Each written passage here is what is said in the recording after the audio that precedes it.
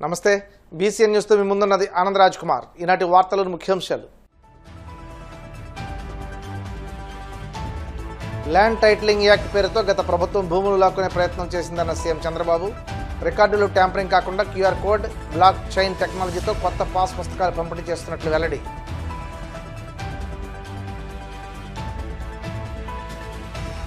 కూటమి పాలనలో అన్ని వ్యవస్థలు నిర్వీర్యం అయ్యాయన్న మాజీ మంత్రి సాకే శైల్యనాథ్. చంద్రబాబు 20 నెలల్లోనే అప్పులతో రాష్ట్రాన్ని దివాళా తీయించారని ధ్వజం. ప్రజా సమస్యల పరిష్కార వేదికలో అందిన అర్జీలను త్వరితగతిన పరిష్కరించండి. అధికారులకు కాకినాడ జిల్లా కలెక్టర్ షణ్మోహన్ ఆదేశాలు. తిరుమల శ్రీవారిని దర్శించుకున్న తెలంగాణ ఉప ముఖ్యమంత్రి భట్టి విక్రమార్క. ఆలయ మర్యాదలతో స్వాగతం పలికిన అధికారులు. ముఖ్యమంత్రి చంద్రబాబు నంద్యాల జిల్లా కొత్తబురుజు గ్రామంలో రైతులకు కొత్త పట్టాదారు పాస్ పుస్తకాలు పంపిణీ చేశారు. ఈ సందర్భంగా జరిగిన బహిరంగ సభలో మాట్లాడుతూ గత వైసీపీ ప్రభుత్వం చేసిన తప్పులు కూటమి ప్రభుత్వం సరిదిద్దుతుందని స్పష్టం చేశారు. గత పాలకులు రెవెన్యూ వ్యవస్థను భ్రష్టు పట్టించారని, ల్యాండ్ టైటిలింగ్ యాక్ట్ పేరుతో రైతులు, పేదల భూములను లాక్కునే ప్రయత్నం చేశారని ఆరోపించారు. గత పాలకులు పాస్ పుస్తకాలపై, సర్వేరాళ్లపై తమ ఫోటోలు వేసుకుని 750 కోట్లు వృధా చేశారన్నారు. రైతుల సమక్షంలోనే కొలతలు వేసి వారి ఆమోదంతోనే ఎలాంటి అవినీతికి తావు లేకుండా పారదర్శకంగా కొత్త పుస్తకాలు ఇస్తున్నట్లు వివరించారు. ఇప్పుడే ప్రొసీజర్ అంతా మీరు చూశారు. ఎలాబరేట్గా ఇప్పటికి అంచెలంచెలుగా ఏం చేయాలనో చేసుకుంటూ మీ పట్టాదారు పాసు పుస్తకాలు ఇచ్చాం. ఇంత ప్రయాస ఎందుకు వచ్చిందని మీరందరూ ఆలోచించుకోవాలి. ఎన్నికలప్పుడు నేను ఒక మాట చెప్పాను, మీ ఆస్తులు, మీ భూముల్ని కాపాడుతానని. ఇప్పుడే మీరు చూశారు, ఒక వ్యక్తి ఆస్తి ఆ రోజు మంత్రిగా ఉన్న వ్యక్తి ఆయన అనుమాయులకు రాసిచ్చేశాడంటే వీళ్ళు ఎంత దుర్మార్గంగా ప్రవర్తించారో ఇది ఒక ఉదాహరణ మాత్రం. ఇలాంటి ఆరోపణలు 1-2 కాదు, చాలా వచ్చాయి. అనేక కారణాల వల్లగా మీరు ఒకసారి చూస్తే 3,40,00,000 ఎకరాలుంటే ఇందులో 1,95,000 ఎకరాలు 22A కింద పెట్టేశారు. మొత్తం కలిసి 3,40,00,000 ఎకరాలు రాష్ట్రంలో ఉండే భూమి అంతా. దీంట్లో 22A కింద ఎస్టేట్ భూమనో, గవర్నమెంట్ భూమనో, ఇనాం భూమనో వేరియస్ పెట్టి 1,95,00,000 ఎకరాలు పెట్టారు. ఇంకో పక్క గవర్నమెంట్ ల్యాండ్ దీంట్లో చూస్తే 98 లక్షలు ఉంది. ఇంకా పోను 97 లక్షల ఎకరాలు దగ్గర ప్రైవేట్ భూములు ఎక్కడికక్కడ ఇష్టానుసారంగా చేసే పరిస్థితికి వచ్చారు. ఇవన్నీ నేను ముఖ్యమంత్రి కాకమునుపు వచ్చినప్పుడు మీరు చూశాను. ఆనాటి పరిస్థితులన్నీ అధ్యయనం చేస్తే చాలా దుర్మార్గంగా చేశారు. ఆ రోజు చేసినప్పుడు మామూలు వ్యవహారం కాదు. ఆ రోజు వీళ్ళు చేసింది ఒక ల్యాండ్ టైటిలింగ్ యాక్ట్ అని తీసుకొచ్చారు. ల్యాండ్ టైటిలింగ్ యాక్ట్ తీసుకొచ్చి అందులో వీళ్ళ సొంత అధికారులు పెట్టుకొని ఎంఆర్ఓ ఉండడు, కలెక్టర్ ఉండడు, దీనిపైన మీరు అప్పీలు కూడా పోవడానికి వీలు లేదు. కడాన మీ భూమి మీ చేతుల్లో లేకపోయినా, మీకు లేకపోయినా అడిగే దిక్కు లేకుండా చేస్తే, ఇదే జిల్లాలో పాండ్యం నియోజకవర్గంలో నేను చాలా బాధపడి పట్టాదారు పాసు పుస్తకాన్ని కాల్చి ల్యాండ్ టైటిలింగ్ యాక్ట్ రద్దు చేస్తానని ఆ రోజు మీ అందరికీ హామీ ఇచ్చాను. ఆ చట్టాన్నే కాల్చాను. గవర్నమెంట్ వస్తానే నేను మొట్టమొదటిసారిగా ఆ ల్యాండ్ టైటిలింగ్ యాక్ట్ని రద్దు చేశాను. రెండో విషయం మీరు గుర్తుపెట్టుకోవాలి, భూమి మీది మీ నాన్న ఇచ్చాడు, మీ పూర్వీకులు ఇచ్చారు, లేకుంటే కష్టపడి భూమి మీరు కొనుక్కున్నారు. ఆ భూమి మీద ఆ పట్టాదారు పాసు పుస్తకాలు వీళ్ళ ఫోటో వేసుకున్నారు. అంటే భూమి మీది వీళ్ళ ముఖం మీరు చూడాల నిద్ర లేస్తానే. ఇది ఎక్కడ న్యాయమో నాకు అర్థం కాలేదు. ఇది ఒక పెద్ద ఫోటోల పిచ్చ. ఆ ఫోటోల పిచ్చితో మీ జీవితాలతో ఆడుకునే పరిస్థితికి వచ్చారు. మూడో విషయం మామూలు కాదు, మీ భూమి చుట్టుపక్కల సర్వే నెంబర్లు వేయాలంటే మామూలు రాళ్ళు వేయాలి. ఆ రాళ్ల పైన మంచి గెలాక్సీ గ్రెనైట్ తీసుకొచ్చి ఆనాటి పాలకుడు ఫోటో వేసుకున్నారు, బొమ్మ వేశారు. అంటే ఎంత డబ్బులంటే 750 కోట్లు దానికి ఖర్చు పెట్టే పరిస్థితికి వచ్చారు. ఇంకో పక్క మీరు ఒకసారి చూస్తే ఇదే విధంగా రాజకీయ నాయకులు ఇంటర్ఫేర్ అయ్యి మీ భూమి నాకు ఇస్తావా చౌకగా అని అడిగేవాళ్ళు. ఇవ్వకపోతే అది 22A అని పెట్టేశారు కంప్యూటర్లో. అంతవరకు నీ సొంత భూమి ఆ రోజు నుంచి అది గవర్నమెంట్ భూమి అయిపోయింది. అంటే నువ్వు చేసిన తప్పేంటి? నీ భూమి చౌకగా అడిగితే మీరు ఇవ్వనన్న నేపానికి ఆ భూమి వాళ్ళ గవర్నమెంట్లో పెట్టారు. ఇప్పుడే మిత్రుడు చెప్పినట్టు ఇంకో పక్క బెదిరించారు. కూటమి ప్రభుత్వం ఏర్పాటయ్యాక రాష్ట్రంలో అన్ని వ్యవస్థలు నిర్వీర్యం అయిపోయాయని, అన్ని వర్గాలను మోసం చేసిన చంద్రబాబు రాష్ట్రాన్ని అప్పుల ఊబిలోకి నెట్టేశారని మాజీ మంత్రి సాకే శైలజనాథ్ ఆగ్రహం వ్యక్తం చేశారు. తాడేపల్లి వైసీపీ కేంద్ర కార్యాలయంలో మీడియాతో మాట్లాడుతూ కరోనాను సహితం లెక్క చేయకుండా జగన్ అభివృద్ధి సంక్షేమ రంగాల్లో రాష్ట్రాన్ని పరుగులు పెట్టిస్తే చంద్రబాబు విధ్వంసం అవినీతి పాలతో 20 నెలల్లోనే దివాళా తీయించారని మండిపడ్డారు.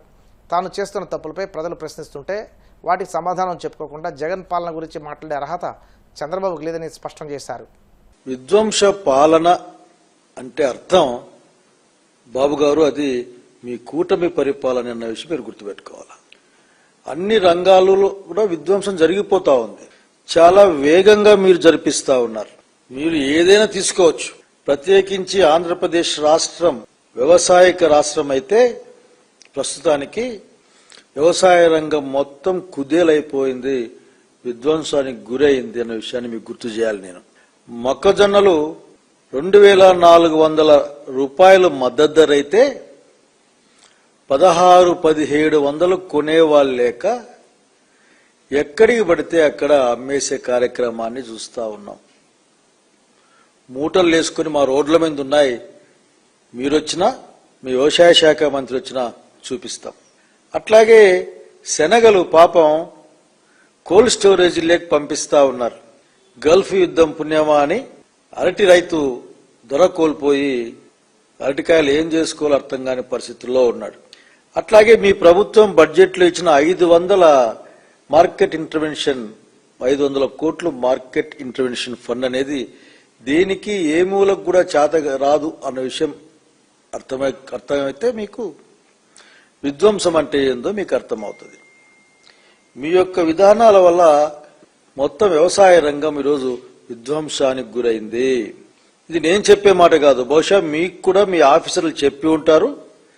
కాకపోతే మీకు దాని పట్ల మక్కువ లేని కారణాన మీరు దాన్ని పట్టించుకునే పరిస్థితులు లేరు. అట్లాగే ఈ రాష్ట్రంలో నిరుద్యోగుల యొక్క భవిష్యత్తు గాని వాళ్ళ జీవితం గాని చాలా అన్యాయంగా తయారవుతున్న సంగతి మీకు గుర్తు చేస్తా ఉన్నాను. మీరు దాదాపు లక్షలాది మంది వాలంటీర్లను తీసేసిన తర్వాత మీరిస్తామన్న లక్షలాది ఉద్యోగాలు రాకపోగా కనీసం జాబ్ క్యాలెండర్ కూడా ముందుకు రాకపోతే ప్రతి ఒక్కరికి కూడా నేను 3000 రూపాయలు ఇస్తానని మీరు ప్రకటించారు. 3 సంవత్సరాలు అవుతా ఉంది. నిరుద్యోగ భృతి 3000 రూపాయలు చొప్పున మీరు ఇవ్వాలి. అది కూడా దాదాపు 20 లక్షల మందికి ఇవ్వాలి. 3 సంవత్సరాల్లో మీరు ఇచ్చి ఉండాల్సిన డబ్బు ఎంతంటే దాదాపు 21,000 కోట్ల పైగా మీరు డబ్బులు ఇచ్చాల్సిన అవసరం ఉంది. కానీ మీరు వారి జీవితాల పట్ల గాని వాళ్ళ భవిష్యత్తు పట్ల గాని కేవలం ప్రకటనలే తప్ప వాళ్ళ జీవితాలు నిర్మించే కార్యక్రమం లేదు. వాళ్ళ కలల్ని మీరు ధ్వంసం చేస్తున్న సంగతి ఇక్కడ మీకు గుర్తు చేస్తా ఉన్నాను. అంతేకాదు ముఖ్యమంత్రి గారు, ఎన్నికల్లో మీరు ఎస్సీ, ఎస్టీ, బీసీ మైనారిటీలకి 50 సంవత్సరాలు దాటితేనే ప్రతి ఒక్కరికి కూడా నేను డబ్బులు ఇస్తాను అని చెప్పారు. ప్రతి ఒక్కరికి ఏం భయపడద్దండి మీరు ఎస్సీ, ఎస్టీ, బీసీ మైనారిటీలారా, మీరు పని చేసి చేసి అలసిపోయి ఉంటారు కాబట్టి మీకు నేను పైసలు ఇస్తాను అని చెప్పారు. ఇది పెన్షన్ పేరు మీద. సరే, మీరు తీసిన పెన్షన్ల గురించి మళ్ళీ ఎప్పుడైనా మాట్లాడుకుందాం.